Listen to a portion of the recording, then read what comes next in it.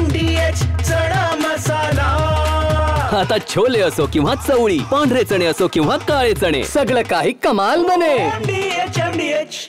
जालना जिल्ह्यात मागील काही दिवसापासून अवकाळी पावसाने जणू काही थैमानच घातले। काही ठिकाणी झाडे उन्मळून पडली तर काही ठिकाणी वीज पडून जनावरांचा आणि काही नागरिकांचा देखील मृत्यू झाल्याच्या घटना ज्या आहेत त्या समोर आलेल्या आहेत। त्यामुळे आगामी काळात उद्भवणाऱ्या नैसर्गिक आपत्तीचा सामना करण्यासाठी आता जिल्हा प्रशासन सज्ज झालेलं आहे। माझ्यासोबत याच संदर्भात बातचीत करण्यासाठी जालन्याचे जिल्हाधिकारी डॉक्टर श्रीकृष्णनाथ पांचाळ सर आहेत। सर, स्वागत आहे तुमचं TV9 मराठीमध्ये। कशा पद्धतीनं नियोजन सध्या सुरू आहे?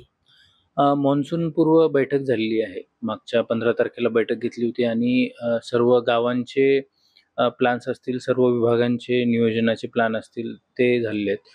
47 गावं जी आहेत ती पूरप्रवण गावं आहेत।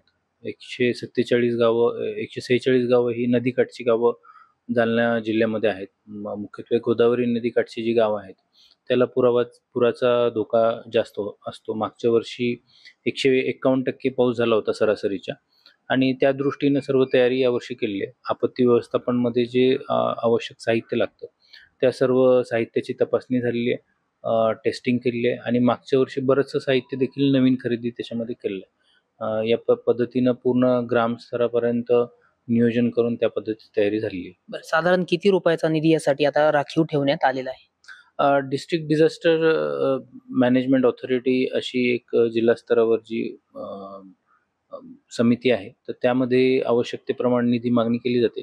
मागच्या वर्षी जे साहित्य सर्व लागत होतं त्यासाठी निधी आला होता, आणि यावर्षी देखील आवश्यकतेप्रमाणे निधी आपण मागणी करू त्याप्रमाणे त्वरित निधी मिळतो। बरं, खरं तर खरीप हंगाम पूर्व मशागतीत आता वेग आलेला आहे, परंतु अवकाळी पावसाने शेतकऱ्यांची दाणादाण उडालेली, काही ठिकाणी विजा देखील पडत आहे।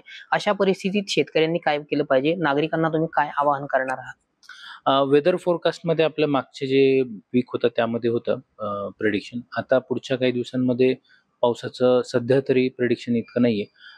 विजेच्या बाबतीमध्ये केंद्र शासनाचं दामिनी ॲप आहे, त्याच पद्धतीनं आता माननीय पंतप्रधान मोदयांनी सचेत हे पण ॲप आता लॉन्च केलं आहे। सचेतमध्ये पूर्णच जे पाऊस असेल किंवा इतर ज्या सगळ्या गोष्टी आहेत त्याबाबत माहिती मिळते, आणि दामिनी ॲपमध्ये विजेच्या बाबतीत 20 मिनिट अगोदर ॲक्युरेट इन्फॉर्मेशन मिळते। त्याचे टेस्टिंग देखील आपण केलेलं आहे आणि चांगल्या पद्धतीचं त्याचं इन्फॉर्मेशन त्याच्यामध्ये मिळते। जेव्हा दामिनी ॲप इन्स्टॉल असतो तर त्याचा साऊंड पण त्यांना येतो की जर वीज त्या भागामध्ये पडणार असेल तर ते देखील ते नागरिकांना पहिले वॉर्न करतं। मागे काही दिवसामध्ये वीज पडून काही एक मृत्यू झालेला आहे, आणि मागच्या वर्षी काही मृत्यू झाले होते। तर त्या अनुषंगाने दामिनी ॲप इन्स्टॉल करावं आणि त्याचा जास्तीत जास्त नागरिकांनी वापर करावा। बरं, तालुका स्तरावर काही नियंत्रण कक्षाची स्थापना करण्यात आलेली आहे आणि काही टोल फ्री नंबर नागरिकांसाठी उपलब्ध करण्यात आलेले, जेणेकरून काही आपत्ती आली तर लगेच त्वरित संपर्क साधू शकतील। जिल्हा स्तरावरचं कक्ष आणि तालुका स्तरावरचं कक्ष हे दोन्ही आपण अपडेट केले आहेत। आपला विलेज डिझास्टर मॅनेजमेंट प्लॅन असतो त्याच्यामधले सुद्धा जे अधिकारी आहेत त्यांचे सगळे कॉन्टॅक्ट नंबर अपडेट केले आहेत। प्रत्येक गावाची आपण इथे एक सॉफ्टवेअर तयार केलं होतं, त्यानुसार PDF तयार केलेली आहे ज्यामध्ये सर्व गावाची इत्थंभूत माहिती त्याच्यामध्ये आहे। आणि जिल्हा स्तरावरचं कक्ष देखील जे आहे तर ते सध्या ऑर्डर्स काढलेले आहेत, आणि पावसाचं लवकर झाल्यामुळे त्यांना ते पण कार्यान्वित केलेलं आहे। 1 जून पासून ते फुल्ली कार्यान्वित आम्ही करणार होतो, तर आताच सुरुवातीला ते कार्यान्वित ठेवलेलं आहे। बरं, खरीप हंगाम पूर्व मशागतीला वेग आलेला आहे आणि शेतकऱ्यांची आता कृषी सेवा केंद्रावरती लगबग जी सुरू झाली आहे, खतं औषधं जे काही बियाणे असतील ते घेण्यासाठी, परंतु अनेकदा असे प्रकार घडतात की शेतकऱ्यांच्या माथी बोगस बियाणं दिलं जातं। अशा संदर्भात आपण आता काही कठोर कारवाई करण्यासाठी पावले उचलली आहेत? मागच्या वर्षी 4 कंपन्यांपर्यंत आपण FIR केले होते। मुख्यत्वे जे डिस्ट्रीब्युटर आहेत, डीलर आहेत तिथपर्यंत FIR होते, आणि तिथे तेवढा त्याच्यावरती नियंत्रण आणण्यासाठी या मागच्या वेळेस आपण कंपन्यांवरही FIR केले होते।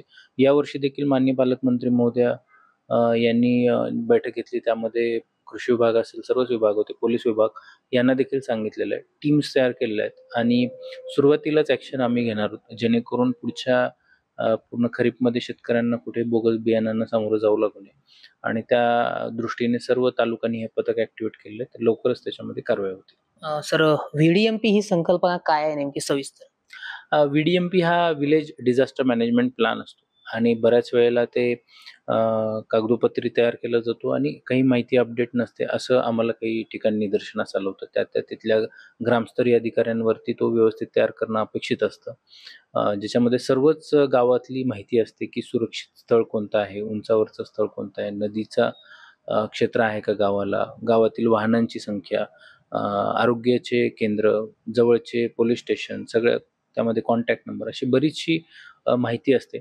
आणि आपण हा तयार केलेला आहे, ज्याच्या एका डिस्ट्रिक्टच्या लॉग इनला आपण तयार केलेला आहे, ज्याच्यामध्ये तलाठ्यांचे लॉग इन वेगळे असतील, तहसीलदारचं वेगळं आणि जिल्हाधिकारी म्हणून माझं वेगळं लॉग इन आहे.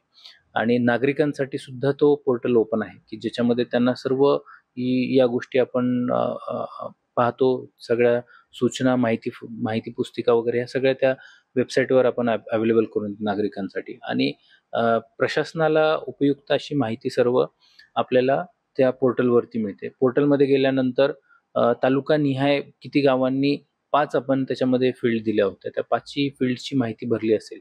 त्याच्यामध्ये साधारणतः 40 ते 50 सब फील्ड्स आहेत. तर त्या भरल्यानंतर तो पूर्ण आपल्याला इथे विलेज डिझास्टर मॅनेजमेंट प्लॅन जो आहे तर तो आपल्याला इथं बघायला मिळतो.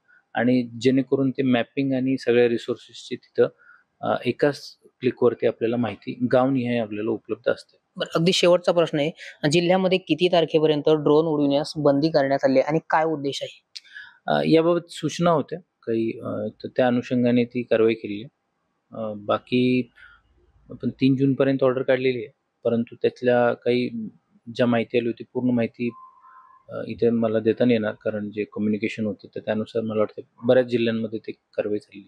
तर नक्कीच हे होते जालन्याचे जिल्हाधिकारी डॉक्टर श्रीकृष्णनाथ पांचाळ सर. 47 गावांना संभाव्य पुराचा धोका असल्याचं त्यांनी सांगितलेलं आहे. त्यामुळे नागरिकांनी विजेपासून बचाव करावा आणि सतर्क राहावं असं आवाहन देखील जिल्ह्यातील नागरिकांना आता त्यांनी केलेलं आहे.